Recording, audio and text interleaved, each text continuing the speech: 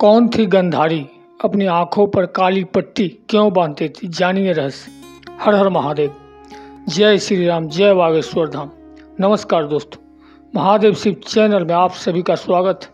अगर आप यह कहानी सुन रहे हैं तो पूरा सुनिए, आधा अधूरा छोड़कर जाने की गलती मत कीजिएगा। इस पवित्र कथा को सुनने मात्र से मनचाहा फल की प्राप्ति होगी। अगर आप शिव भक्त हैं तो भोलेनाथ का अनादर न करें। तो चलिए कथा को प्रारंभ करते हैं। गंधारी का यह निर्णय आत्म संयम और महान त्याग का प्रतीक माना जाता है। उन्होंने भौतिक सुख सुविधाओं से स्वयं को दूर कर दिया और अपने परिवार की सेवा को ही अपना कर्तव्य माना। महाभारत में कई ऐसे योद्धा और महायोद्धा हुए जो अपनी निष्ठा, त्याग और बलिदान के लिए आज भी जाने जाते हैं। गंधारी का नाम भी उन्हीं योद्धाओं में शुमार है जिनका जीवन कष्टों और आदर्शों से भरा था।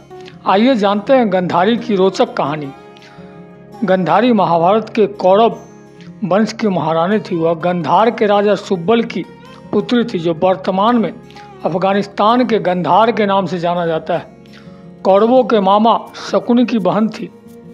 धार्मिक ग्रंथों के अनुसार गंधारी को शिव जी का वरदान प्राप्त था कि वे 100 पुत्रों की माता बनेगी, जिनका विवाह हस्तिनापुर के अंधे राजा धृतराष्ट्र से हुआ था। गंधारी क्यों बांधती थी अपनी आंखों पर काली पट्टी? धार्मिक ग्रंथों के अनुसार गंधारी को जब पता चला कि उनके पति धृतराष्ट्र जन्म से ही अंधे हैं, तो उन्होंने संकल्प लिया कि वे भी जीवन भर अपनी आंखों से किसी को नहीं देखेगी।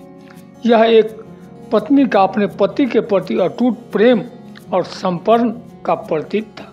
पहले समय में यह माना जाता था कि पत्नी को पति के समान जीवन जीना चाहिए।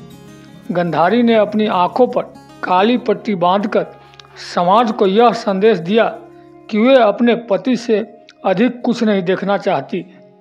लेकिन वहीं कुछ विद्वानों का मानना है कि गंधारी ने यह पट्टी अपने पिता सुबाल और भीष्म पितामह के प्रति विरोध प्रकट करने के लिए बांधी थी, क्योंकि उनका विवाह एक अंधे पुरुष से कर दिया गया था, जिससे गंधारी सहमत नहीं थी। गंधारी को वरदान था कि वे 100 पुत्रों की मां बनेगी, लेकिन जब उन्होंने गर्भ धारण किया तो 2 साल तक संतान का जन्म नहीं हुआ। इससे व्यथित होकर उन्होंने अपने पेट पर वार कर लिया, जिससे मांस का एक टुकड़ा बाहर निकला। ऋषि व्यास ने इसे 100 भागों में विभाजित करके घड़ों में रख दिए, जिससे कौरवों का जन्म हुआ। गंधारी का श्री कृष्ण को दिया गया श्राप महाभारत युद्ध में जब गंधारी ने अपने 100 पुत्रों को खो दिया तो वे अत्यंत दुखी और क्रोधित हो गई।